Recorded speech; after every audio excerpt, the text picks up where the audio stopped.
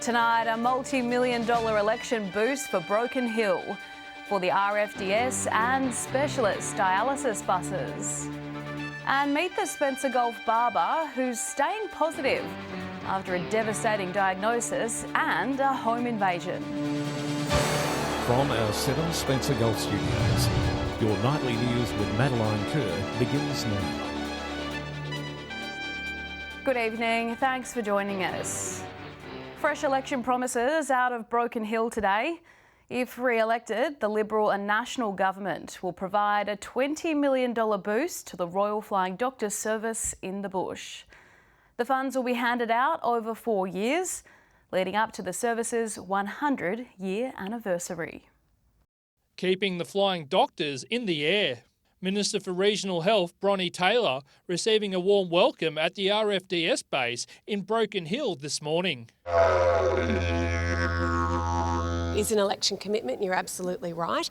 We know how important the RFDS is. We know the enormous job that they've done, the increase in capacity that they had to boost, particularly over COVID. The RFDS is a vital part of regional and rural Australian healthcare. The Minister pointing out the service's response through COVID. Today's announcement, $20 million over 4 years, a sort of thank you for all the hard work they put in during the pandemic. It was the RFDS that responded to that call, and I know that in years to come there will be papers and research written up about the incredible response of the RFDS in far western New South Wales. Minister Taylor keen to see what else the service can do if given the funding. The way that they've involved themselves and they've expanded into primary care, really, really important role as well, because we know good primary care keeps people out of hospitals, and that's a good thing for them. The money means that the RFDS can expand its programs into even more remote areas of the state. Continue to do what we do best, to look after the people in the bush, to keep people in the bush, keep them where they want to be, so we can support our communities to do what they need to do what they want to do, and to be as healthy as they can possibly be. The service will sit down with community members to see what programs need expanding. We like to promote community-centric care, so we want to deliver what the communities need. So we do a lot of consultation with communities. We ask them what they need as opposed to us going in and telling them what we think they need. Joshua Mercer, 7 Spencer Gulf News. Meanwhile, the New South Wales Liberal and Nationals made another election promise for Broken Hill today that will dramatically change the lives of dialysis patients. If re-elected, they'll invest $15.3 million to make a half a dozen mobile dialysis buses so people with renal failure don't have to travel to get life-saving treatment. The state-of-the-art fleet will allow patients to remain in their hometowns rather than travel hundreds of kilometres every week to receive dialysis. The Eyre Peninsula's beloved Barber Outback has been struck by difficult times. But despite her recent breast cancer diagnosis and home invasion, she remains thankful for the people and the life she loves. Our fiery-haired mobile barber has been a beacon in the community since starting Barber Outback in 2018. It came about because I felt that connection was waning in society, and it still is to a degree, but I've done my bit to maintain connection. After years of giving back to the community, they're now rallying behind her. I didn't realise just how tight this little village is that I created. It's only when you meet adversity that it becomes apparent just how loved you are. After her friend Damien set up a GoFundMe, Tabitha has received close to $3,000 in donations, some from strangers. The kindness comes from so many places where you don't expect it. She describes her cancer diagnosis as a wave. You are supporting yourself as much as you can, but you just go with the wave. And of course, there's so many other people out there, to support you as well. Initially unsure about the donations, she now graciously accepts them, especially with the cost of staying in the city for her double mastectomy bearing down. It impacts anybody who lives even 3 hours from a major city. I'm 8 hours by road, half an hour plane flight, but those flights now are astronomical and unreliable. Luckily, Tabitha found the Under Our Roof project, funded by the Hospital Research Foundation Group. They have a couple of little units in Adelaide, and I lucked out, because I'd actually booked private accommodation, and for 11 days the cheapest I could find was $1,700. How do people afford that? Things looked especially bleak after her home was robbed and ransacked in December last year, less than 6 weeks before her diagnosis. I looked and went, oh, that window's open. What? That window's cut. Thieves took everything of monetary value and most items of sentimental value, including her children's baby teeth. I made a cloth bag when I was 8. It's got my initials on it, and it had my marbles in it. Still, from when I was 8, they even took that. The break-in left her feeling violated. You don't feel safe, and you don't feel like everything is dirty. Like I had to wash every piece of fabric and clean every surface. Despite all this, Tabitha remains positive. I just want to say to people that, try not to be afraid, because fear is not going to take you anywhere good. Alison Hall, 7 Spencer Gulf News. Thousands of Port Augusta locals walked over the newly revamped old Joy Baluch Bridge last night as the duplication project finally nears its end.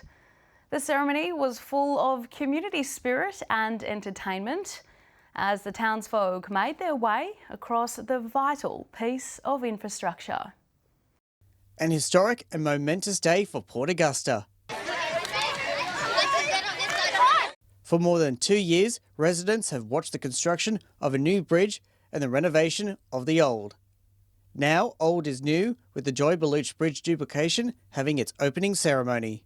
To see it where it is today is absolutely fantastic, and it's going to be really good for not only the locals here but also for the tourist trade and also for the ever-increasing traffic is going up to the north and from east and west and north and south. Big turnout here tonight to celebrate almost the completion of the work, so it's great for Port Augusta. It's another great milestone for this project. We opened the new bridge in May last year, and now it's exciting to see the community come out and embrace the refurbishment of the old Joy Baluch Bridge. It was opened in July 1972 by the then Premier Don Dunstan.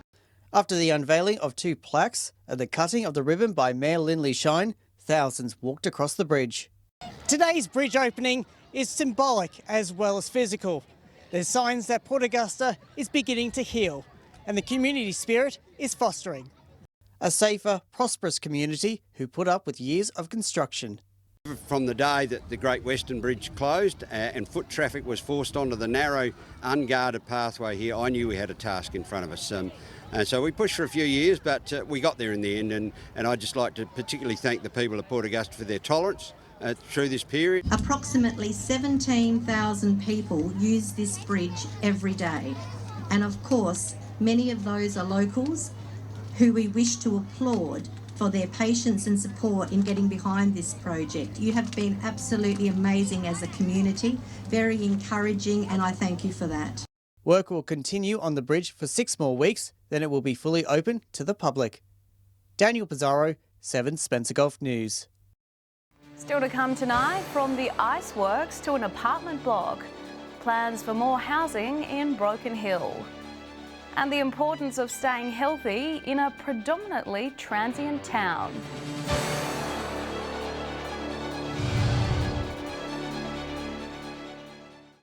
Welcome back. Broken Hill City Council has purchased the old iceworks site on Beryl Street as the proposed location of a new multi-storey apartment complex.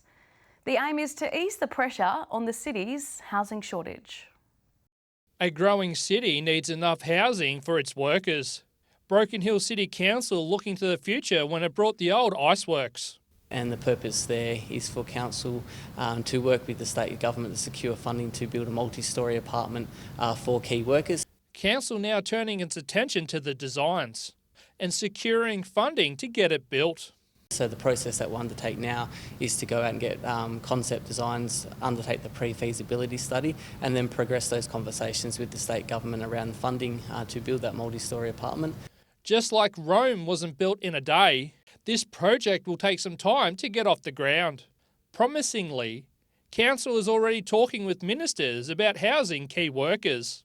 It is a long-term project, obviously, going through those studies and ensuring we get in place for the constructions. But these conversations aren't new. They've been happening with police, health, education and state government ministers for a number of months now. For now, it's best to watch this space. So we are already moving ahead with it, and we're in a stage now that we can actually get some material in with the studies. In the meantime, Council has been looking at other ways to fill the housing gap in the city. Just last month, it held a land auction for properties with unpaid rates, something they'll be doing annually from here on out. Joshua Mercer, 7 Spencer Gulf News. The town of Roxby Downs is preparing for one of the biggest regular events, the Happy and Healthy Expo. And organisers say there's still time for vendors to book a stall. In the outback, the people of Roxby Downs are thinking happy and healthy thoughts. Just in time for the upcoming Happy and Healthy Expo on April 1st. Pretty excited. I mean, as with most people, it's probably one of the first events that's happening after everyone's been shut down for COVID for a couple of years. So everybody's pretty keen to get out and about again. One of the most important aspects being pushed by the Roxby Downs Health Forum is better health for miners, given their shift work and living in isolated communities. And because they work long hours, they may not get a chance to get out and just see what is available to them and who does provide services into Roxby. So it's a great opportunity for all of those service providers to come together in one place, and so people can see exactly what they can access. The Expo is also regarded as one of the best events for new residents to Roxby Downs to attend, given the area's highly transient population and providing the sense of community that's needed. We've got a really good fabric of our community, despite the fact that people come in and out. And Roxby's a little different, it's very accepting. You don't have to be here for long to be accepted as part of the community. Applications for stall holders and presenters are still open. Contact Roxby Council if interested. Daniel Pizarro, 7 Spencer Gulf News. Stay with us. After the break, we break down the long weekend stats of bad behaviour on our roads. And who, what, where, when and how you can vote early in Broken Hill ahead of the New South Wales state election.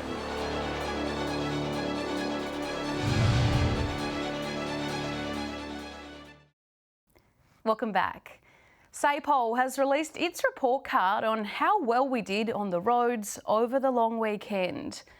Thankfully, no fatals were recorded, but that doesn't change the fact that an astonishing 32 people have died on South Australian roads so far this year, the majority in regional areas. In terms of speeding offences, 23 drivers in the far north were nabbed for driving over the limit, 7 in the Eyre and Western region, and a disappointing 44 drivers in the York and Mid-North. 7 drivers were pulled over and tested positive to roadside blood alcohol tests. 6 drivers were caught without their seatbelts on, 5 were disqualified from driving, 2 were on their phones, and in some kind of promising news, just 1 driver was pulled over for drug driving in the far north. Port Lincoln families received some much-needed financial support before the school year got underway. The Eyre Peninsula Community Foundation distributing more than $34,000 worth of back-to-school vouchers. The philanthropic group based in Port Lincoln collaborates with the Foundation for Regional Rural Renewal to give the best possible start to students across the EP. We're interested in helping support the needs of families on Eyre Peninsula and also some community clubs. We provide some small scholarships for them. The partnership between the two organisations has come a long way since its inception in 2009. We started with about $10,000 and now we're at about $30,000 per year. And it's great that the FRRR provides these funds, and we're more than happy to help the schools access these money. Together, they do a world of good. To support families with uniform, with materials, to get them to to have all the materials that they need for school. It all started almost 20 years ago when the Eyre Peninsula Community Foundation was established by locals with a shared idea. Its main focus is to provide opportunities for community capacity building and to provide small grants for community groups and also for educational scholarships for students who are finishing Year 12 and get a chance to go to university in Adelaide. Alison Hall, 7 Spencer Gulf News. A heads up for our viewers in Broken Hill and others living across the border in New South Wales that early voting for the state election opens this Saturday, is closed on Sunday and open again all next week as well. Head to the Barwon Election Manager's office at 213 Argent Street to cast your vote. And the candidates have been drawn. Labor's Joshua Robert Scarnsey is at the top of the ballot. Current Barwon MP Roy Butler is second. And the Nationals' Annette Turner is in position number 3. Stay with us after the break. We compare the average prices of unleaded, diesel and LPG across the Spencer Gulf. And La Nina is officially over. We'll have the weather details with Alex Sykes.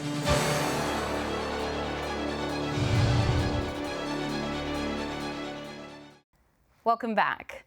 Diesel is back under $2 per litre in the Silver City, while the average cost of LPG is refusing to budge in Port Lincoln, Whyalla and Broken Hill.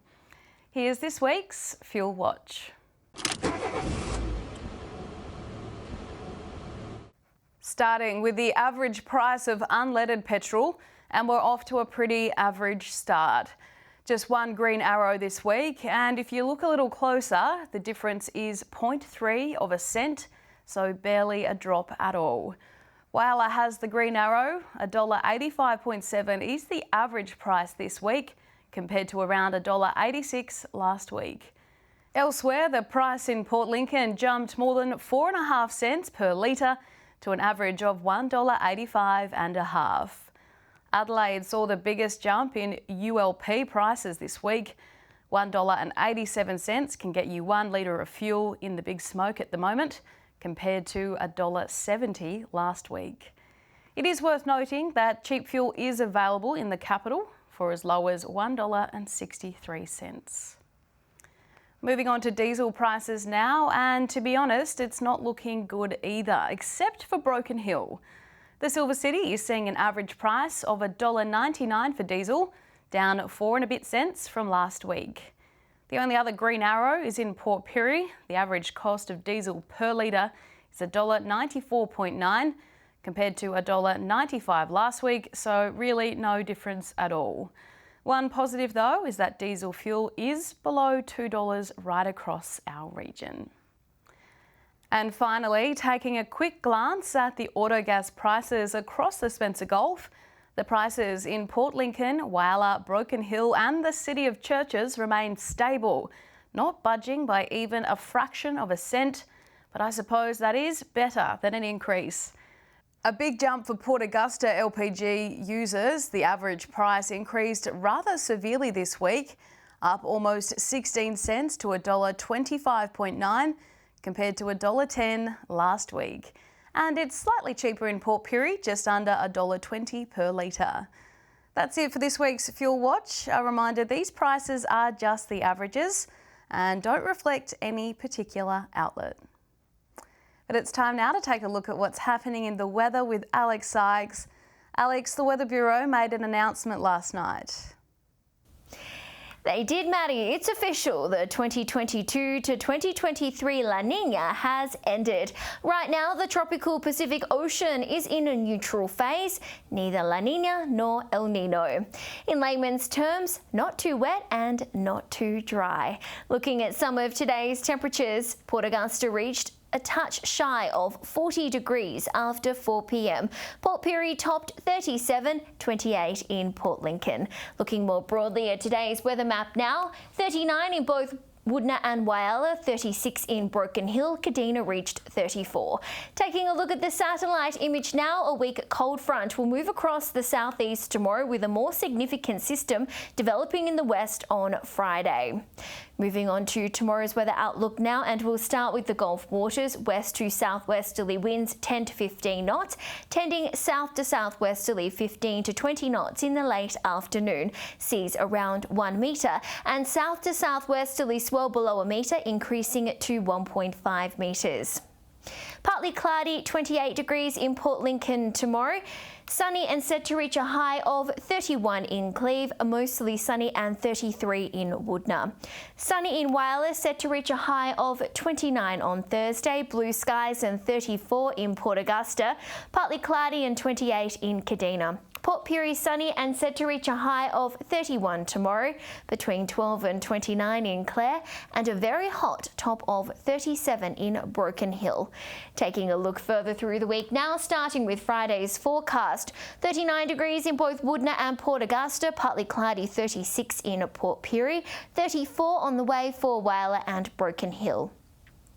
The heat is looking to stick around into Saturday as well. A sunny top of 42 in Cooper Pedy, 40 in Broken Hill, 39 in Port Augusta, slightly cooler further south, 31 in Whyalla and Woodner, 29 in Port Lincoln. And finally, taking our first glance at how Sunday is shaping up. At this stage, it's looking more manageable than the Friday and Saturday. Windy conditions in Whyalla, 25, bit of cloud around Port Pirie and Port Augusta, 29, 38 over the border in Broken Hill. And that's all the weather from me for tonight. I'll see you a little later with an update. It's back to you, Maddie. Thanks for that, Alex. And that's the local news this Wednesday. I'm Madeline Kerr. From all of us here, thanks for joining us. I'll have updates a little later. But until then, enjoy your evening. Good night.